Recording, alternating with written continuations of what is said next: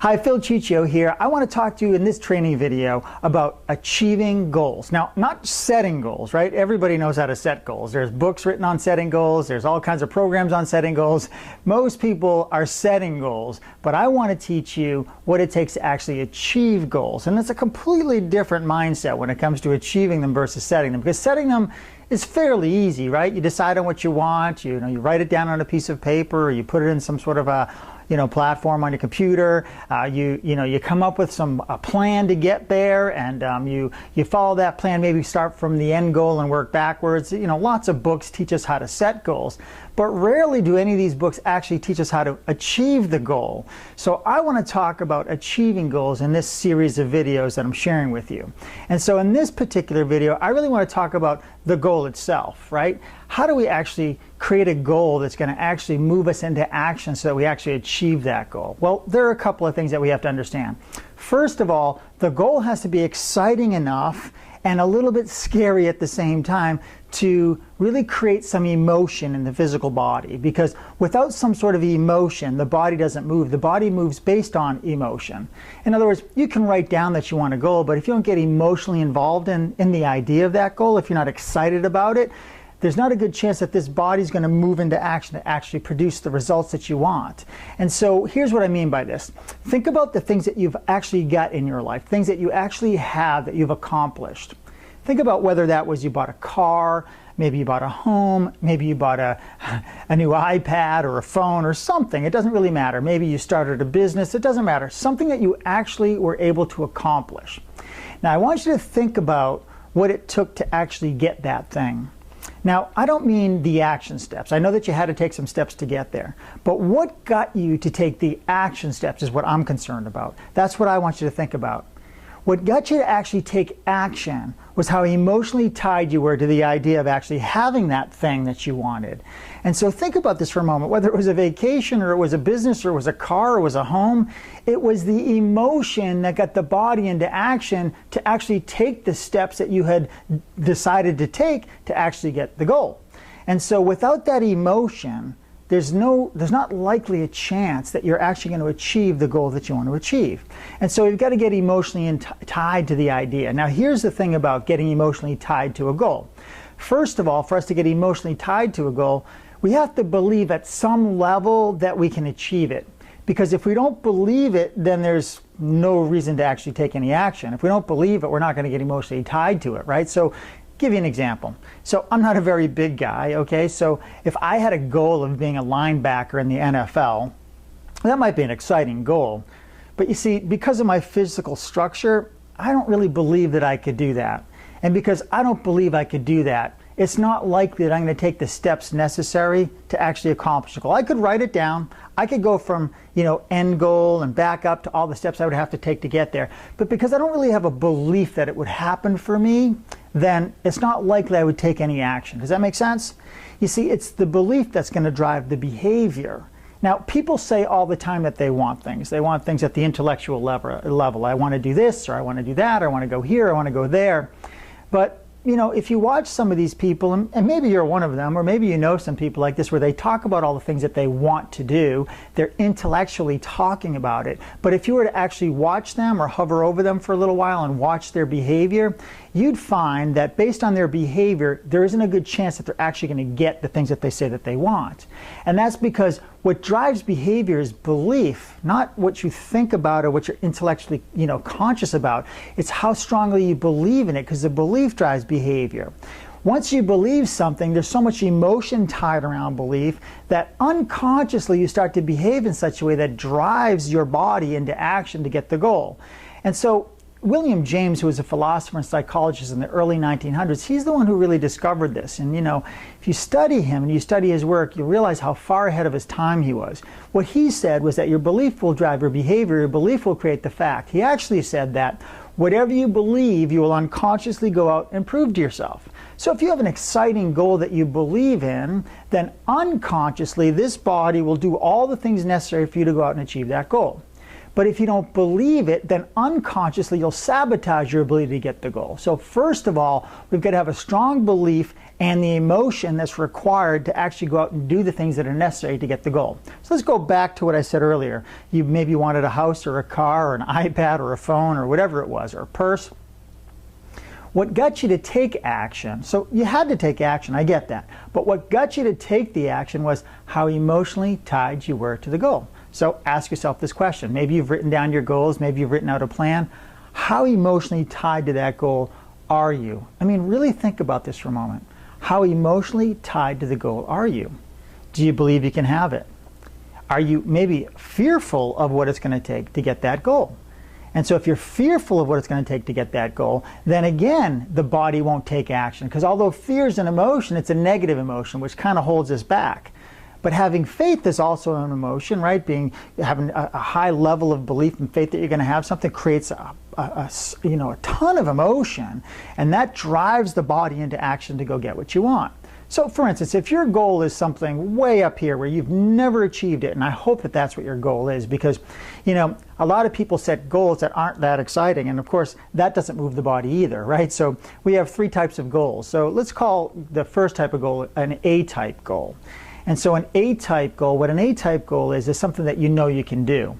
And so if you know you can do something, right, that's not really a goal. It's not exciting. It doesn't fire up the engine, and you're not going to make any great breakthroughs with that either. So A goals are what a lot of people try to set, and they don't accomplish that much because it's stuff they've already done.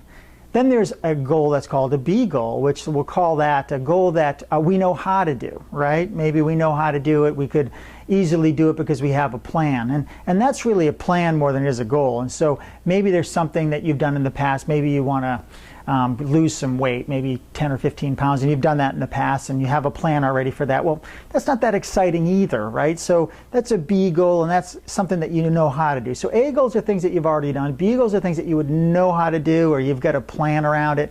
You're not going to make any major breakthroughs there either. And then there's C goals. C goals are fantasy. These are the ones I'm talking about where you get excited about the goal. You get so emotionally juiced up about the goal that there is nothing that's going to stop you to get it. And you know you've done this before. And maybe it isn't in the goal that you really want. Maybe it isn't something spectacular yet. But you've done this in some way, shape, or form. Whether that was a new set of golf clubs that you got so excited about you didn't have the money for, but somehow you own the golf clubs, right? Or that vacation that you wanted to go on that you had no idea how you were going to do it. You didn't have the time, you didn't have the money, but somehow because you get so emotionally involved in it, your body went into action to go produce the result, and you went on that vacation.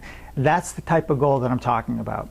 So as we talk about goal setting and goal achieving, first of all, we got to get excited about the goal. The other part about goal achieving that's so important to understand is that for us to get excited about it, we got to share this with other people that are excited about it like we are, other people that believe that we can accomplish it. And that's why you've got to be part of a group of people that are like-minded like you, a peer group that has goals that are exciting as well. They're not doing A goals, they're not setting B goals, they're setting C goals. They have fantasy that they really believe that they can do, and they get really excited about, and we share these together in a peer group. You see, those people that aren't accomplishing their goals, they don't have a good group of people around them. A peer group or a mastermind group, you can call it what you want, all successful people are part of some sort of group that helps them and motivates them, encourages them, and mentors them to achieve the success that they truly want, the results that they want.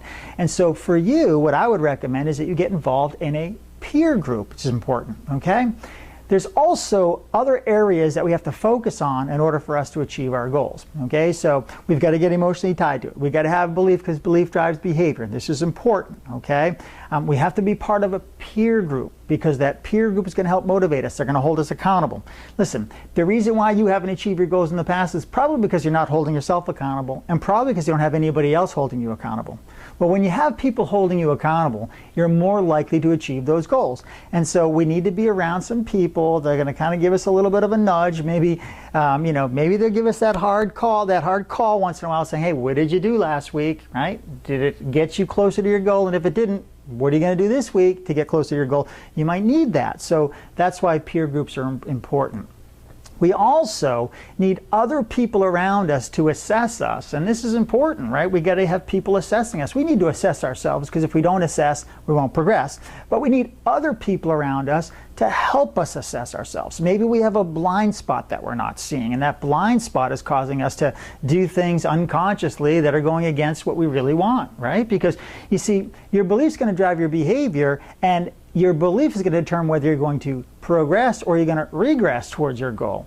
And so we've got to make sure that we've got other people around us that are saying, hey, I've been watching you, or I've been looking at your action plan that you've written out, and the action plan looks good, but are you actually committed to that plan? And so we need people around us that are going to help us to be more committed to the things that we want, the things that we say that we want. You know, public declaration is important. So if we publicly declare to our peer group that these are the things that we want, and these are the steps we're going to take to accomplish that goal, we're more likely to actually accomplish the goal. So if you've been out on your own trying to accomplish a goal, and you've been struggling, and you keep setting goals but not achieving them, here's the key. You got to get around the right people.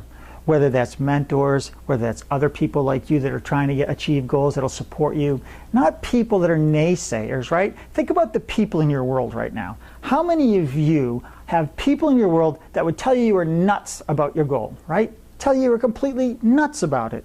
Well, those people are not the people that you want to be publicly declaring your goal to.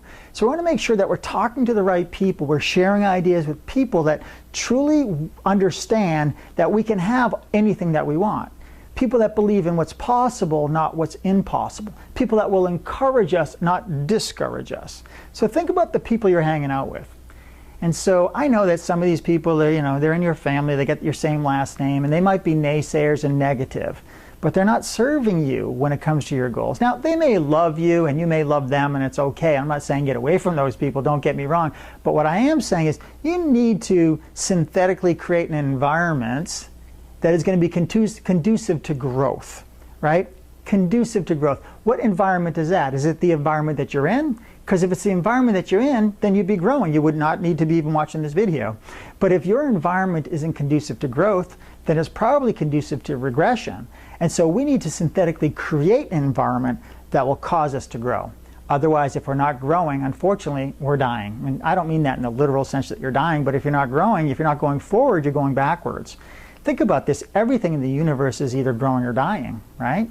Everything is. So think about an acorn, for instance. Let's just say that you had an acorn, and you had that acorn and you put it in your hand. And you just held it in your hand, or you put it on a table and you sat it on a table for, I don't know, months, years, whatever it would be. That acorn, okay, would have the opportunity to grow if it was in an environment conducive to growth. In other words, if you plant it into fertile soil, it would grow into an oak tree. But because you have this acorn that has this ability to become an amazing oak tree, we've stifled its ability to grow because it's not in the environment for growth. We put it on the table. And on the table, what will happen is that acorn will disintegrate. It will just disintegrate into nothing and literally die. And so what environment are you in? Are you in an environment like the acorn is on the table? Or are you in an environment where that acorn can turn into an oak tree and you're in fertile soil? Because fertile soil means that you're in an environment for growth. What does that environment look like? You know what it looks like?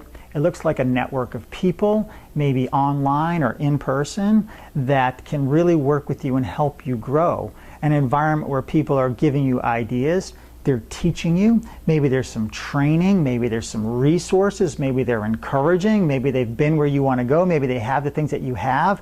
Those people will start to feed your mind with all of the nutrients necessary for your goal to manifest and for you to become the person that's worthy of the goal. Because here's the key. You're not really after the goal because you want the thing, right? I mean, let's face it. You don't want the car because you want the car. Now, yeah, sure, I guess the car at the end of the day is a byproduct of what I'm sharing with you right now. But we don't want the car, the house, or the money because we want the car, the house, or the money. Really, we want those things because we want to be the type of person who's worthy of having those things. This is important. We want those things because we want to be the type of person who's worthy of having those things. You see what I'm saying here? And to be the person worthy of having those things, you've got to grow. And in order for you to grow, you've got to be in the right environment that's conducive to growth, just like the acorn. So what environment are you in? I would suggest that you find an environment where there's a group of peers that want to grow just like you, that will encourage you, motivate you, give you the tools and the things that are necessary for you to become a real winner. Because the people that achieve their goals, they don't achieve their goals first and grow. They grow and then they achieve their goals. Thanks for watching.